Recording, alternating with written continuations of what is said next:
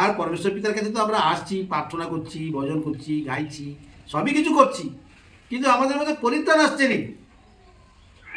আমাদের মধ্যে পরিত্রাণ চাঙাই করছি, পরিত্রাণ আসছে নি, শরীর থেকে শয়তান যাচ্ছে নি। নিশ্চয়ই কিছু কারণ একটা আছে। সেই কারণটা কি?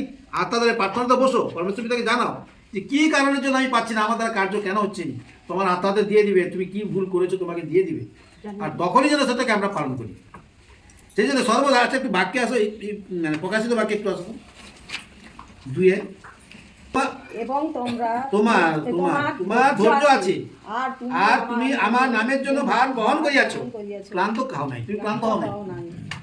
কি বলছে? তোমার ধৈর্য আছে, ধৈর্য তুমি বসে আছো, বাক্য শুনে সব কিছু করতেছ, হ্যাঁ, আর তুমি আমার নামের জন্য ভারও বহন করতেছ। তোমার মধ্যে কষ্ট আছে, কিন্তু ঈশ্বর আমার আছে, আমাকে রক্ষা করে দিবে, এই কষ্টটা তুমি সহ্য করতেছ।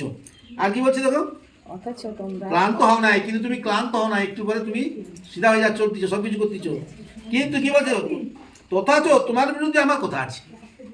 তুমি ঈশ্বরের বাক্য সমস্ত কিছু কাজ করছো, সব কিছু করে যাচ্ছ, ধৈর্য ধরছ, বাক্য বলছো, সবই করতেছ, কিন্তু পরমেশ্বর পিতা এখানে বলছে কি, তবু তোমার বিরুদ্ধে আমার কথা আছে।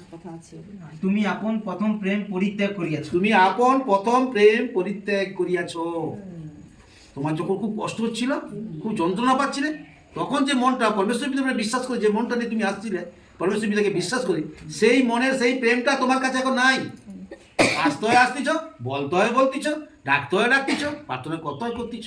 সেই যে এক মন দিয়ে যেটা তুমি এসে পরিত্রাণ পেয়েছিলে, সেই প্রথম প্রেমটা তোমার মধ্যে নাই। এই জন্য পরমেশ্বর পিতা তোমাকে চেতনা দিচ্ছে, কেন তুমি পরিত্রাণ পাচ্ছ না, কেন তোমার কষ্ট যাচ্ছে না, কারণ তোমার সেই প্রেমটা নাই।